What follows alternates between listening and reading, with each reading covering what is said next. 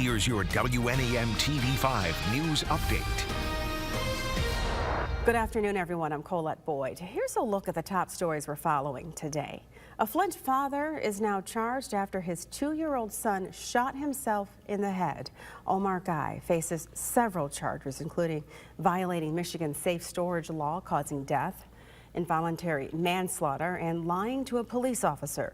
His son was found dead in a home on Philadelphia Boulevard on May 15th.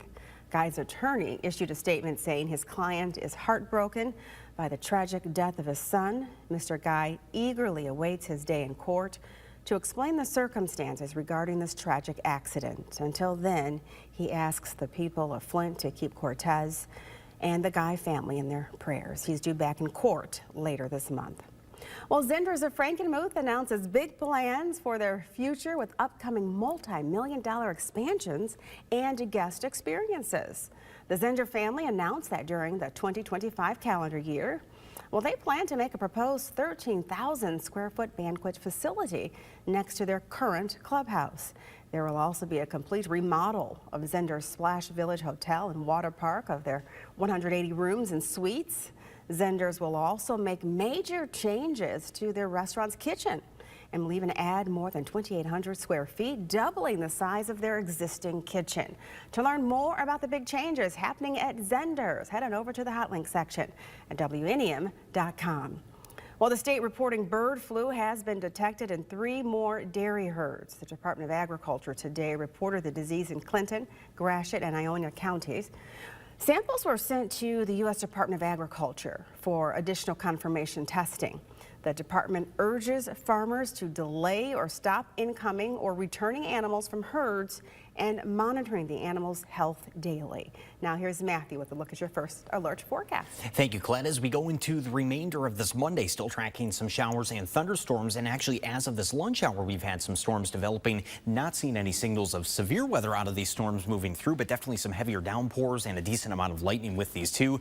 They are heading up towards the Saginaw, Midland, and Bay City area. As of right now, they're actually just skirting around Flint. So in Flint, you've still been staying dry as of right now too. And this has been developing a little bit farther to the west than what we were initially expecting earlier this morning, but we'll eventually see this first line of showers ending at around 4 o'clock or so this afternoon. It's then 7 o'clock where we start to see our next round of showers and storms bubbling up here.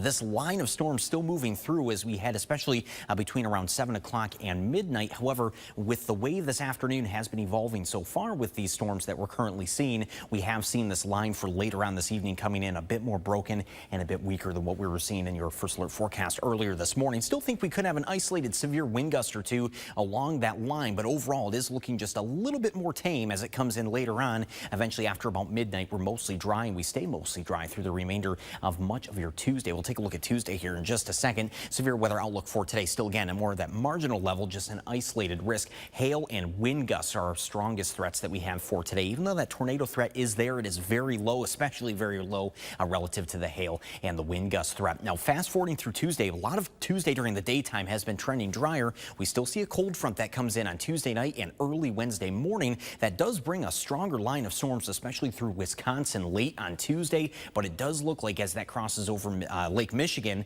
as we go into the middle parts of Tuesday night, we see that line dissipating pretty quickly. The overnight arrival just doesn't really allow for much of the maintenance, or rather the keeping the strength of those storms even as we head through the overnight. Still think we'll see some showers around then, but doesn't look to be a very strong threat of storms as we go into our Wednesday morning. So that Wednesday chance more so just during the morning, and that cold front cools us down a decent bit too. We're still in the middle 80s today, tomorrow 78 on Wednesday, but then very dry Thursday, Friday with highs by then in the lower 70s.